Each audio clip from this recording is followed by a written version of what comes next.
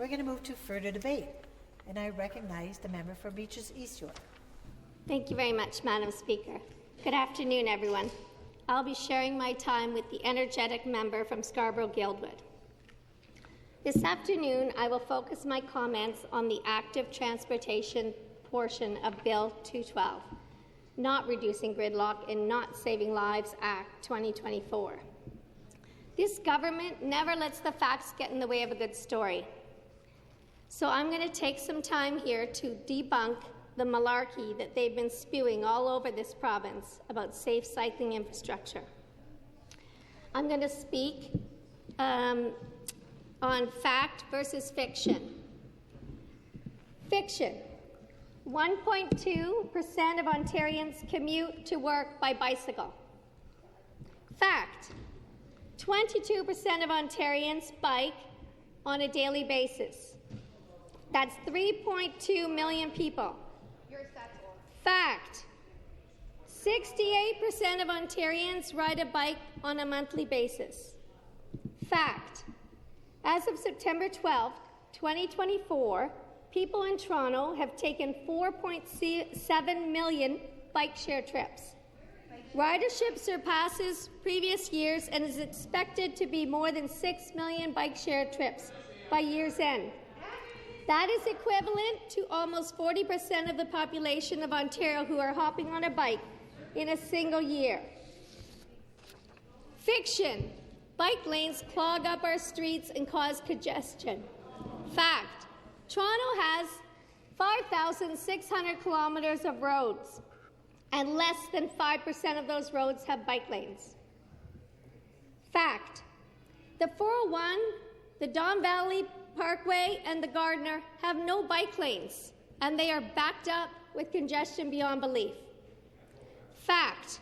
The bike in front of you is the car that is not. Each bike on the street equals one less car, and that actually reduces congestion. Fiction. Bike lanes cause delays for commuters. Fact.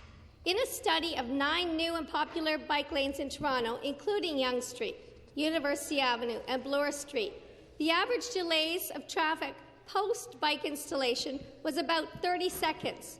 30, that is 30 seconds. Fact.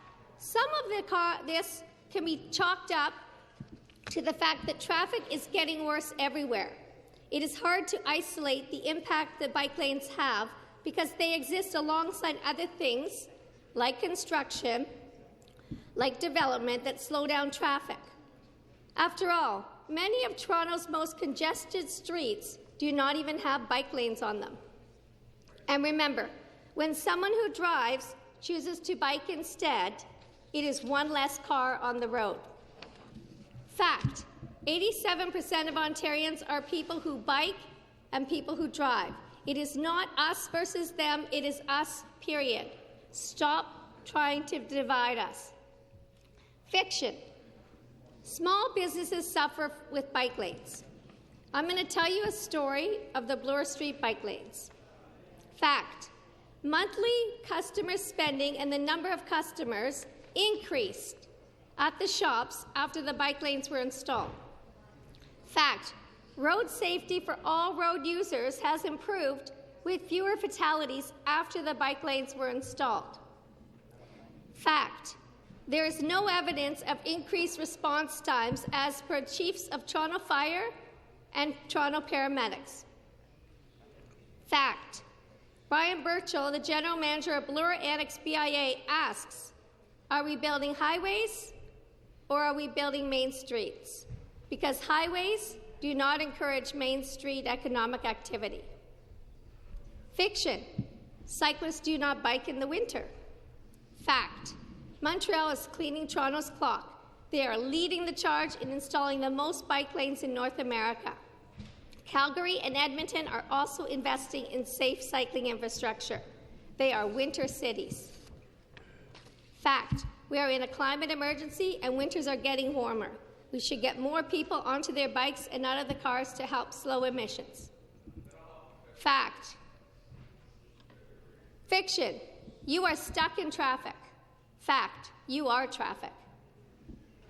Now I'm going to speak about our number one duty here as public servants, to serve the public and keep Ontarians safe.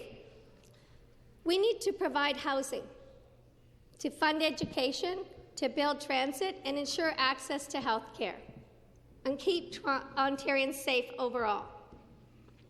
What we don't need to do is overstep into municipal governance.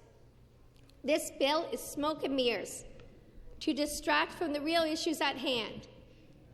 Here we are debating bike lanes while 2.5 million Ontarians do not have a family doctor. We have overcrowded classrooms that are in a state of disrepair. We have young families and people across the province who cannot afford a place to live. The government is failing on many of these areas and will definitely not improve congestion with this bill. Now I'm going to tell you how deeply personal this piece of legislation is to me and to many other people. So in August 2014, I was on my bike, biking down to the beach, to the Jazz Fest.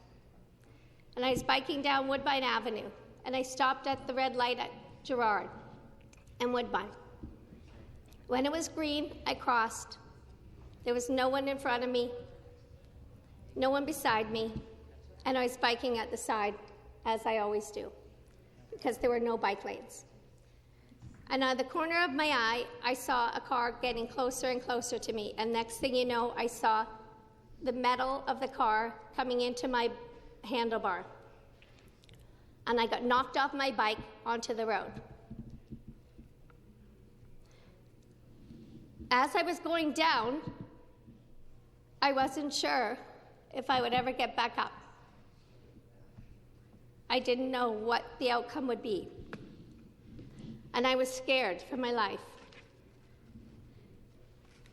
Someone called the ambulance, and I went to the hospital, where my worried husband and my frantic and petrified small children came to find me. And luckily, I was okay. In the blink of an eye, right? It can happen. I was very, very lucky. And then as a Toronto City Councillor, I darn well made sure that road was safe for everyone else after me, and I put bike lanes in on Woodbine Avenue to keep everyone safe. And I'm very proud of that. Recently, we've heard from a family with a different outcome.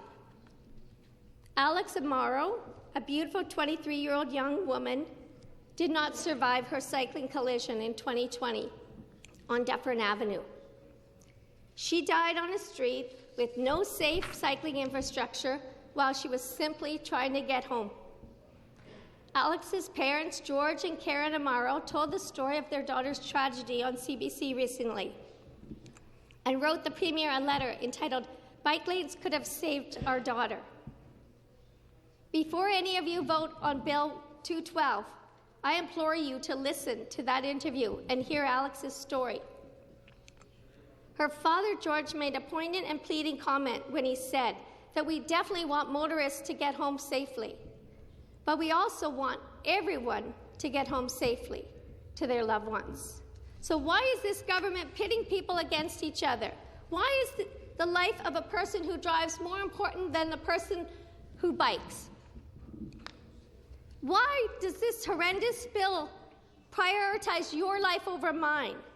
What you're saying to me with this bill is that you value people who drive, but you don't value people who take another mode of transportation, and you don't want them, and you don't want me to get home safely. You do not care about the 30% of people in your community who do not have access to a vehicle, who cannot afford a car, or have chosen to not get their driver's license or cannot obtain one. You do not want people who choose other modes of transportation to get home safely to their loved ones. Even though in 2017, the Premier said this, we have to make sure that there is never a death in the city. One death is way too many when it comes to bicycle riders. We have to make sure they're safe. I felt so much safer when the bike lanes, were separated. Premier Ford, who was a councillor at the time, Councillor Ford, 2017. Well, Mr. Premier, you and the government need to put an end to this complete and utter balderdash by cancelling Bill 212 and protecting the lives of all Ontarians, right here, right now.